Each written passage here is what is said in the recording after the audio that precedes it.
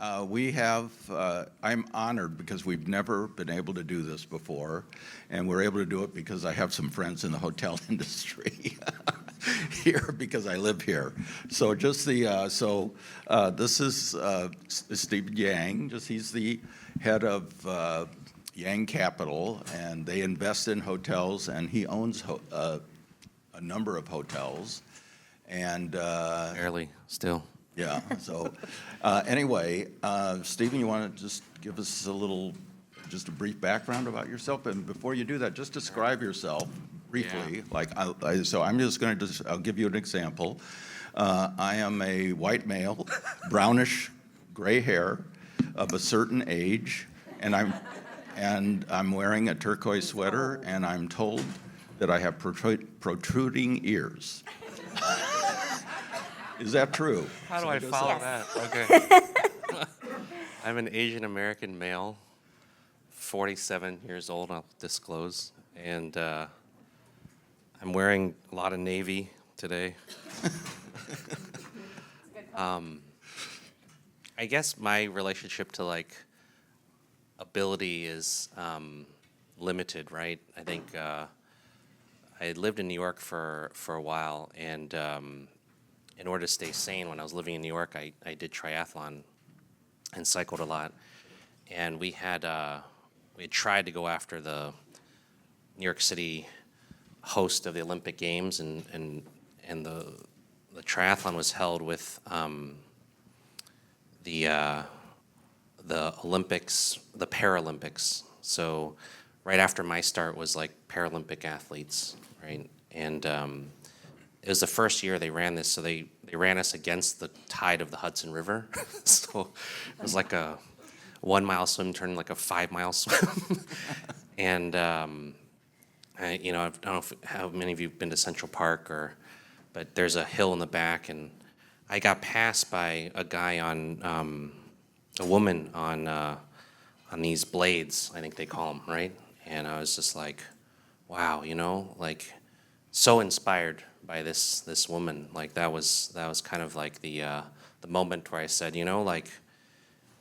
all of these things you've been working on, Jake, for these last few years, I think they really can help people, right? Yeah. And help people even when lost appendages, right? There's and then pass me in my 20s in the park. So Okay. that's my intro. Thank you. So, Stephen. Hi, I'm Stephen Murray. How do I describe myself? I'm half Asian, half white. I look like I'm in my 20s, but I'm actually in my late 30s. It's all that Korean skincare. I'm wearing a blue suit with a white shirt, and I have a high fade haircut. Is that good enough? Yeah, that's good. That worked. Jake, you got to help me out here. You did great. Great, awesome. I'm Steve Murray. I'm the VP of Rooms for Noble House Hotels and Resorts. That's basically a fancy title saying that I deal with everything operations, from front desk to housekeeping to even technology, because hoteliers wear a lot of different types of hats, so I oversee technology at our portfolio as well. A little bit about Noble House Hotels and Resorts. We have about 50 assets, 30 of them which are independent luxury hotels. We manage, own, and operate, as well as just manage these assets, and we also own and operate one train. Oh, yeah, the wine train. Yeah, the Napa Valley Wine Train. So, okay. Adam? Yeah, hi everybody. My name's Adam. I'm a San Francisco homegrown. I think I'm the only person here that can say the way I know Jake, or I call him Mr. Steinman, is I went to elementary school with his son. So, and I apologize. I lost my voice this last couple of days, so I'm getting the tea going. But anyway, I'm 39. I have a wife and daughter, and yeah, we live in the city. And so, when I was a kid, my dad worked at Hyatt, and he left Hyatt in the mid '90s. He was a senior executive there. Started what's Equinox Hospitality. We're a family office owner operator of hotels. I worked at Starwood out of college, which eventually got bought by Marriott, but we're very much a hotel family. We've done deals in Texas and Arizona, California, Hawaii. We've worked with brands like Marriott. Actually, we're doing a pretty substantial deal right now in Marin County. We're converting the Sheraton Four Points into a Tribute, which is like a lifestyle boutique hotel, and we're just starting the renovation next month. So if anybody wants to come check it out, let me know. But yeah, we do a lot of generally. We were with Marriott, Hilton, Sonesta, IHG, Hyatt, all the sort of major brands as a franchisee, owner operator, and we typically do more existing value add deals, meaning we buy a hotel that's already there that has potential, and then we reposition it and turn it around. Some ground up, but particularly existing. And yeah, it's been my life's training, and I always jokingly tell my dad, you know, I sort of grew up in this, and so I'm not really good at anything else. So it kind of found me. But yeah, we certainly love what we do. It's very much a passion-based industry, and I'm really excited to be here today. Apurva. Yeah, well, good morning, everyone. It's so great to be with you here today. Thank you, Jake, for inviting me to be a part of this panel. I'm really honored, and I'm so happy to be We're honored to have you. You're the head of accessibility for all of Marriott. So just Thanks for the promotion. I appreciate it. Wow. deserved. I need to hang out with you more, I think. My name is Apurva Gandhi. I'm Senior Vice President. I look after 6 letters for Marriott. Now, these 6 letters strike fear in some people's hearts, and other people love them. Here are the 6 letters: DEI, ESG, diversity, equity, and inclusion, environmental, social, and governance. Luckily for us at Marriott, we love those letters, and I have the honor of looking after that for Marriott International. Just to describe myself, I'm a very bald man, all Indian American, and have a goatee with a lot of gray in it these days because I have 3 beautiful kids. No. And wearing a checkered blazer, blue jeans, and a big smile. How about that, right? So Yeah. The way I'm connected to this wonderful and important community, my best friend is deaf, that I've grown up with since we were in diapers. My closest friend in the world. Actually, our fathers were best friends in India. They came here, and he and I have realized the American dream together. And he's my best friend, and we talk every day, right? My youngest daughter, we adopted her from India. She wears cochlear implants and has mild intellectual disabilities as well. So this work is so important to me personally because I want her to have the same opportunities that all of us have here.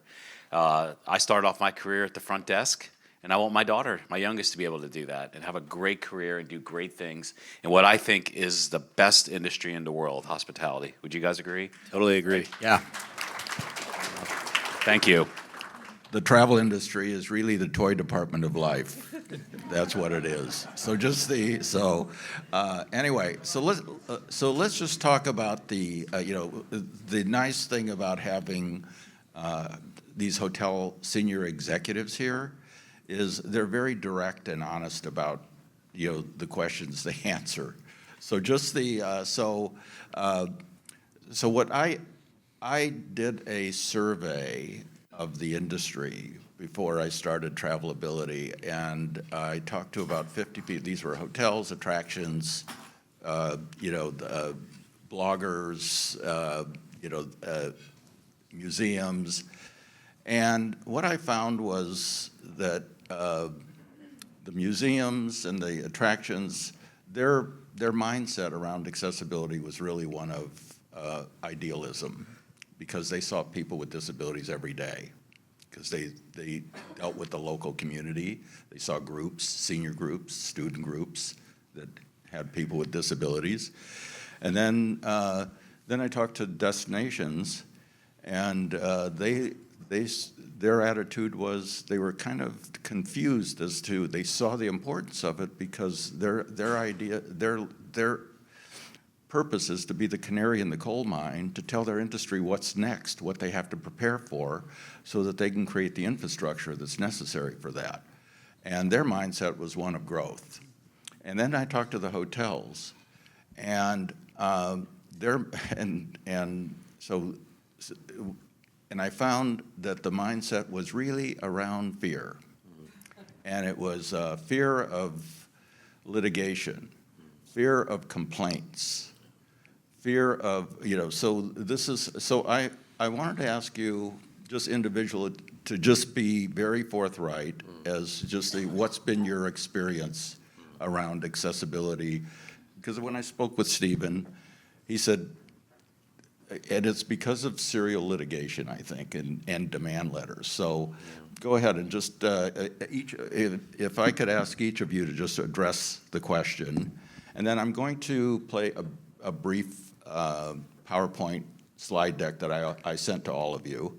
And because I made this presentation to a CFO who's, very, very frugal for Auberge Resorts.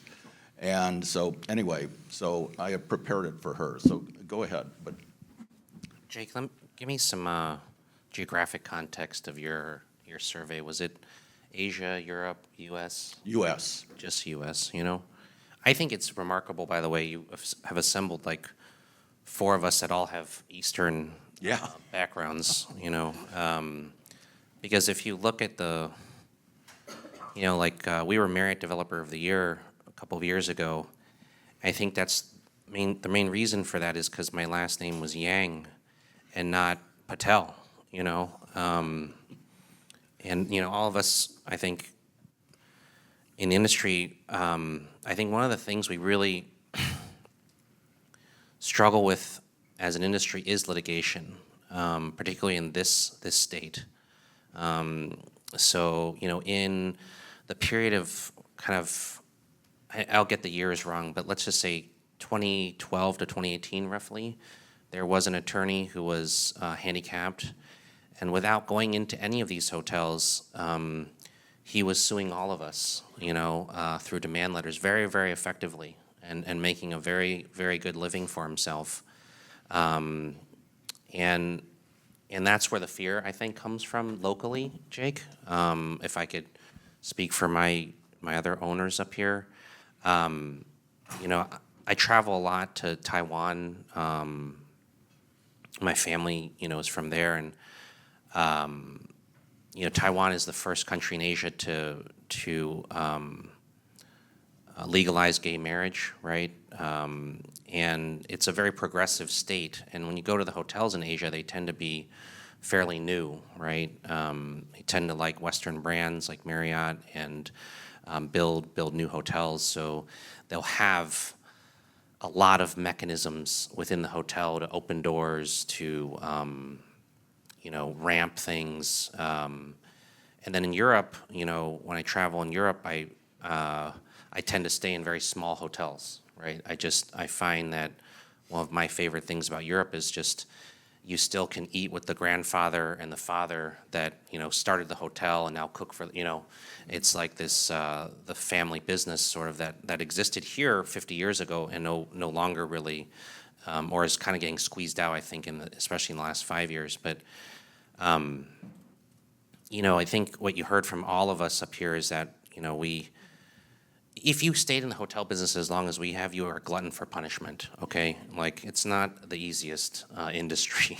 Matt's laughing over there. I was an investment banker too before and started my career in hotels. Like, we did all the work for Host Marriott to become a REIT and all these things. But hotel business is a very difficult business, and especially after COVID. I had, just talking about the front desk, I had hotel in Sedona, Arizona. And Sedona, Arizona was a fantastic destination to work with for us. We really worked with the destination to promote Sedona to Angelenos that couldn't go to Asia, right? And it was explosive growth. We actually sold the hotel to Bill Marriott's fund, Dauntless, and then licensed a concept called Spoken.Life back to him, right? And Spoken.Life is an Eastern-based philosophy, right, of inclusion, right? I mean, if you look at Western Europe, you look at Asia, they're opposite for the last 2,000 years, right? I think right now, obviously, Trump doesn't like Xi Jinping, and there's all this going to be a lot of fighting over AI or what have you, right? But in the heart of Asian culture is inclusion, right? All of our so-called religions are just philosophies. And, whether it's Korea, where, very close to where my family comes from in Shandong province, I went to a Korean Baptist church growing up and they all thought I was Korean, right? So it was like, okay, and it's, at the same time, I think, like, we all as hoteliers want to see people progress, right? Want to see people grow and embrace the destination at our hotel, right? Like, so, especially Noble House, I know, goes out of their way to localize a hotel, right? And Adam too. I've known Adam for a while, and I think, what is happening in the hotel industry that's a positive is this localization concept, I think, right? And so when you approach something like ADA, right, those are three letters you didn't mention, but that in every state is litigated differently, okay? And then also architecturally differently, and planning and design very differently. And fortunately, unfortunately, when you have enough bureaucracy around building permits, you can really use that as a tool to extract more out of the owners or developers or rehab, whatever you're doing to the asset, right? And that has been the case, I think, in the US, right? So let me just back up a little bit. Okay, I just want to tell you that one of the things that I found when I was doing the research is I looked at the ADA that was written and passed 34 years ago, and I said this yesterday, so excuse me for being redundant, but what I found was that it took 1.5 years to pass because of the comment period, and the advocacy groups and the activists were commenting that it was just way too soft and it wouldn't work for them. And the commercial industries, the construction industry, the restaurant industry, hotel industry, the Chamber of Commerce, it's going to put us out of business. And so it was ultimately written for the median, for each disability. And so by definition, that means it works for half the people and it doesn't work for the other half. So because there's no information, there's no ADA for information, the people, when they go to a hotel, they don't know which half they're in until they arrive. And that's that's the situation that we're in. So anyway, I'm going to move to Apurvo. Yes. Let's go with you next. Sure. What's Sorry, yeah. if I understand the question is talk about lawsuits and okay. Here's the fun fact: nobody likes getting sued, right? That's neat. We don't enjoy that. No one does. I mean, it's But listen, we are at Marriott. We are in the welcoming all business. Okay, we welcome everyone to Marriott, no matter who you are, where you come from, what your abilities are, or who you love. Everyone's welcome. And we strive to do our best every day. We're 9,000 plus hotels around the globe, 100 plus countries and territories, hundreds of thousands of associates and people who wear our name badge. Sometimes things go wrong. And when they go wrong, that is not right. And that is not acceptable. But one thing you can be sure of is that we care. We care. And I see some friends in the room who have emailed me when things have gone wrong. And those of you know, if you email me, you usually get a pretty darn quick response that I'm on it, right? So if we don't get it right, and we should, because again, we want to welcome all, and we also don't enjoy being sued. In the recovery, though, are we recovering in a culturally competent, empathetic manner, right? Do we say, okay, we recognize, we apologize for this experience. How can we make this better? How are we training our folks to understand accessibility, what's in the ADA, and also what isn't? And when I say what isn't, not that we don't do it, that we want to be better. We want to exceed the code. We want to be thinking ahead of time. How can we have someone have a great experience with us, right? And then how are we doing it in a culturally competent manner that says, okay, let's figure this out together? Or the idea that if someone books an accessible room with us, or any room, how are we triggered so we are reaching out ahead of time to say, hey, we noticed you booked this room. We just want to talk. Let's figure it out. Like, will this room be good for you? And what else can we do to help you have an amazing stay, right? So I would ask you, 9,000 locations of any company, stuff doesn't go right, and we want to make sure we need to get it right. Because we want everyone to feel what we call maybe that sense of belonging when they come into our hotels. Look, if you take me, I was bullied horrendously as a kid. Like, you watch the movies, all that horrible, like, it all happened to me, right? So we all know that feeling of when you feel included, and what a wonderful feeling that is, when you feel, yeah, you know what, I should be here just as I am, and I'm supposed to be here. But we also know that feeling when you don't feel like you belong, right? When you're on the other side of the velvet rope, right? And that doesn't feel good. But people come to hotels and they should expect that they're going to be made to feel like they belong. And what an honor I get is to work every day to try to proactively do that, but also reactively do that in the most empathetic way possible. And we have found that, of course, we want to try to get it right. But when we recover and react in a way that is with our hearts and with the spirit of hospitality, boy, does that build loyalty.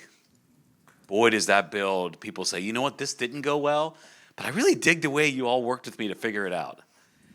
And it's things like that.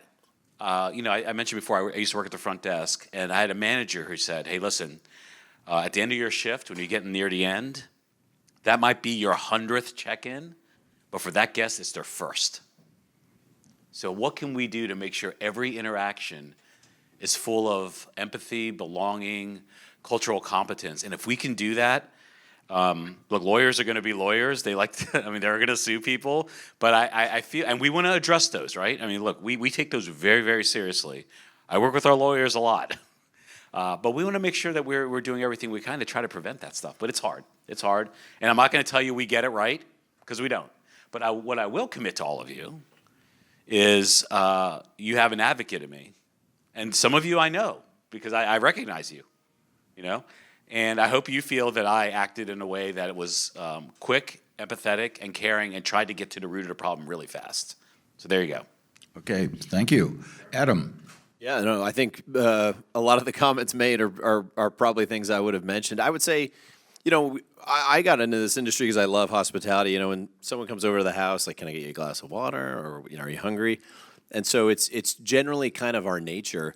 And I think, I obsessively read, having an operations background and then joining our company, I obsessively read all the negative reviews if and when we get them.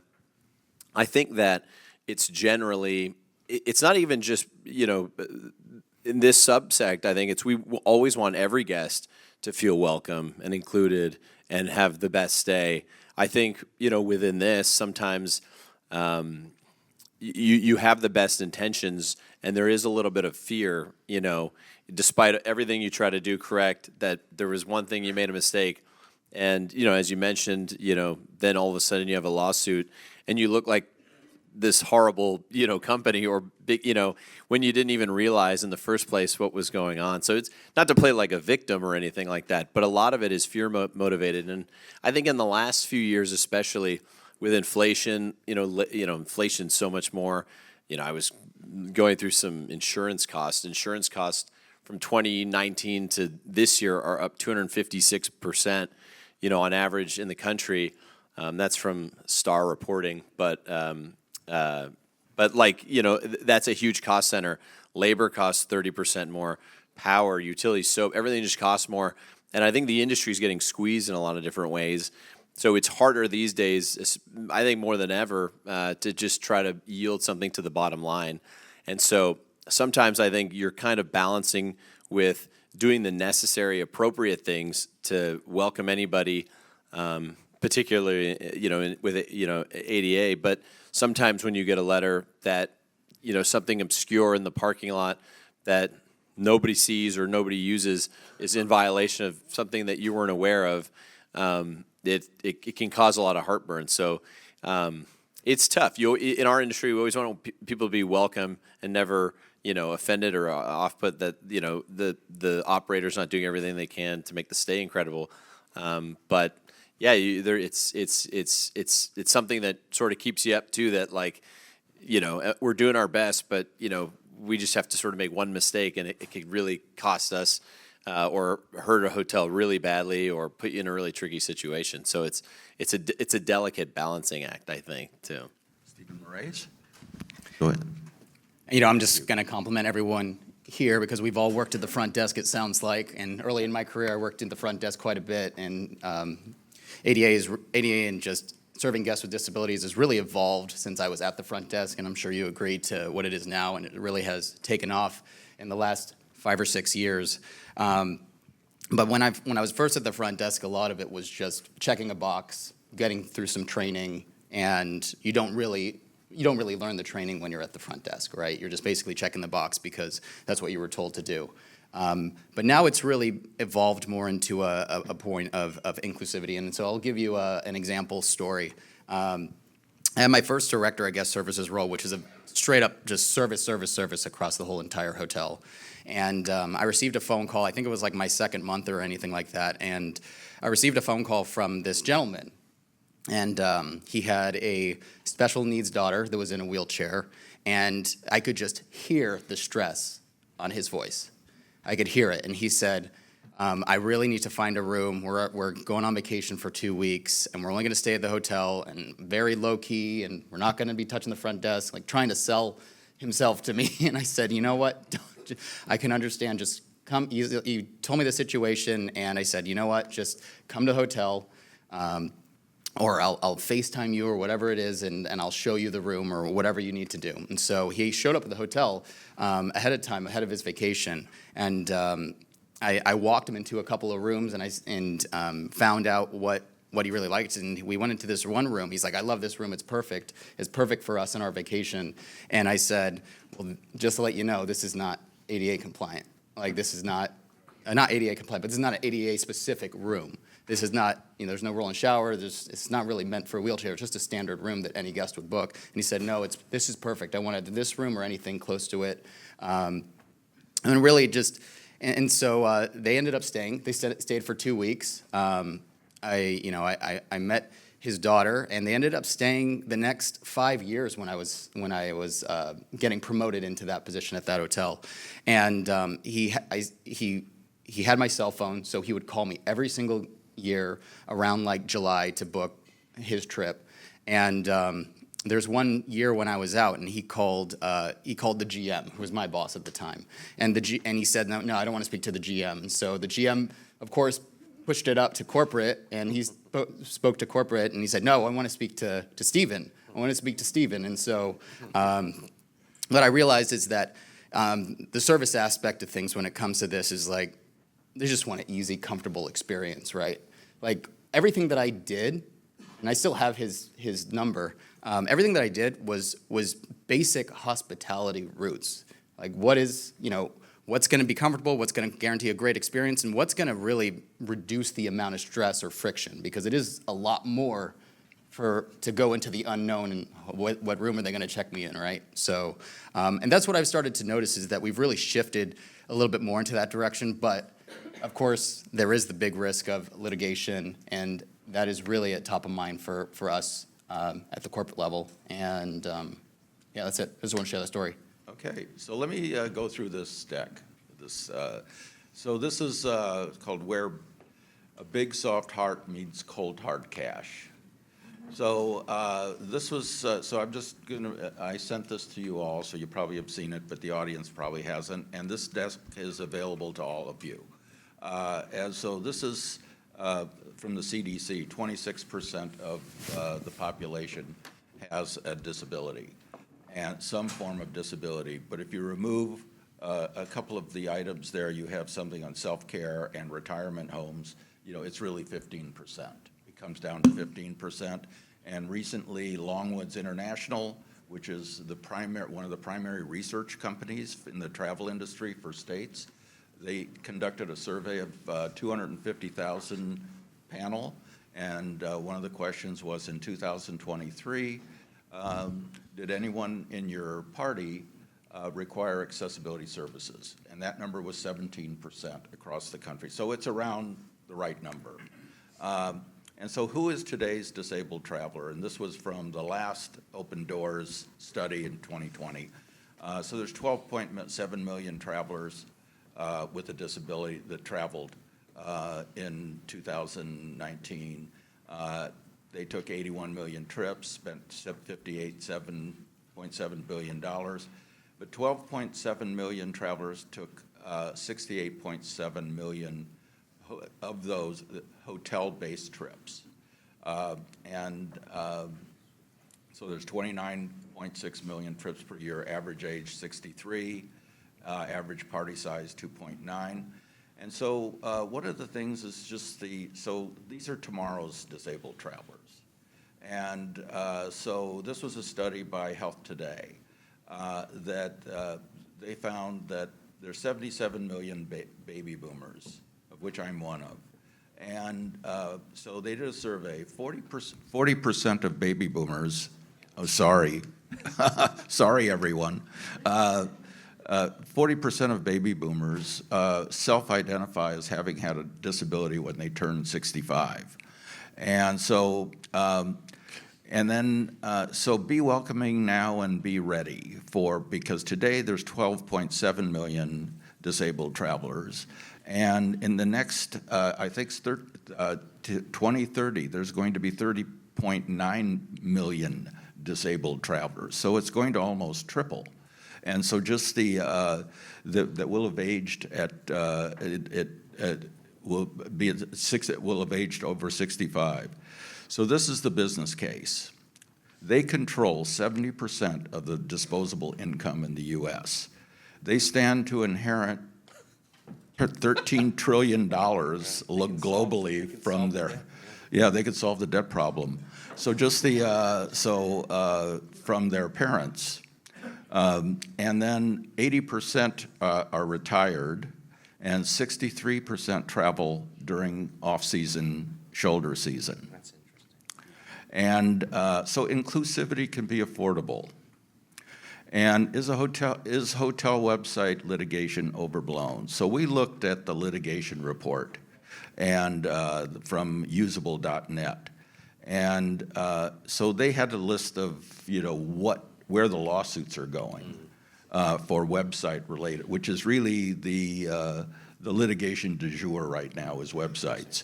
And so so we looked at we couldn't even find the hotel listed. It was way down. So like at the top were retail, then banks, then and hotels. So out of 3,550 ADA related website lawsuits, there were 41 for hotels, a total of 41 ADA related on the hotel related websites. So disability accessibility is a big problem, but it's affordable to fix because every disability has a spectrum, and that's why it doesn't necessarily work for everybody.